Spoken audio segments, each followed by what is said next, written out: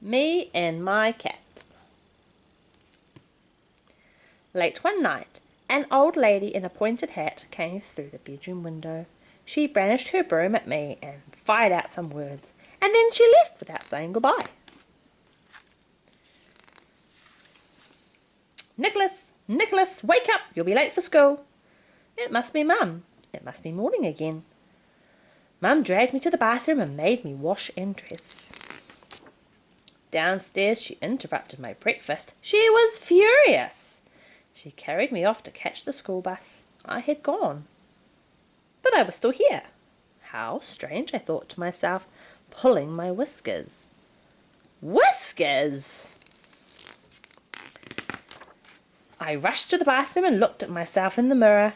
Leonardo, my cat, was staring back at me. But it wasn't him. It was me. I couldn't believe my eyes. I had turned into a cat.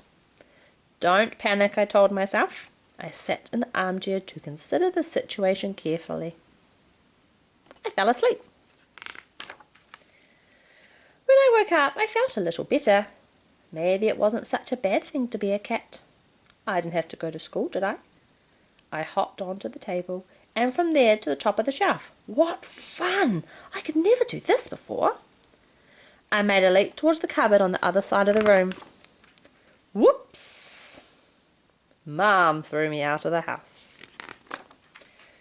While I was rambling in the garden, Gioconda, the next door cat, came up and licked me all over my face. Yuck! Time to go for a walk, I thought. The brick wall was warm under my paws.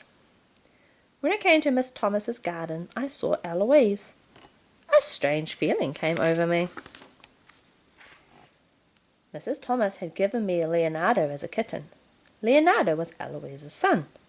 Did that mean she was my mother now? Meow, meow. Hello, Mum, I called out tentatively. She ignored me completely.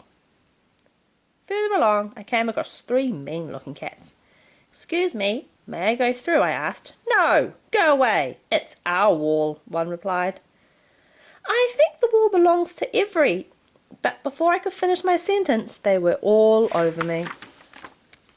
We punched and kicked and scratched one another until we fell off the wall and tangled. Bow, wow, wow, wow. A dog came running towards us, barking furiously. The cat ran away in all directions. It was Bernard, Mr. Stone's dog. He's a sweet dog. My favourite in the neighbourhood. Thanks, Bernard. You came just in time. But he chased me out of the garden. Of course, he wouldn't recognise me. So this was the world that Leonardo lived in. Life was as tough and complicated as it was for humans. When I got home, I heard a strange noise coming from the front door. It was me, back from school, trying to get into the house through the cat flap. But was he me, Nicholas? Or was he poor little Leonardo inside my body? Once he was inside, he continued to behave strangely. He scratched himself earnestly, and when that was done, he challenged his shoes until they surrendered. Look at all the strange things he's doing. He licked his jumper clean, and then spent a long time sharpening his nails. He found the goldfish particularly fascinating. He tried to sort the washing and the wool, but at last he gave up. He thought the radiator irresistible and was potty about the cat's toilet. But when he noticed me, he didn't seem to like my face at all. Mum saw something was wrong with her son at last. She became so worried that she called the doctor and asked him to come at once. Nothing to worry about, said Dr. Wire. He's just a little overtired. Send him to bed early and he'll be fine by morning. Mum was still very upset. She held him tight in her arms all evening. I felt sorry for them both. I climbed on Leonardo in my shape and stroked his cheek. He purred. Then Mum stroked me gently and I purred. Later that night, the old lady in the pointed hat came through the bedroom window. Sorry, love, I got the wrong address, she said.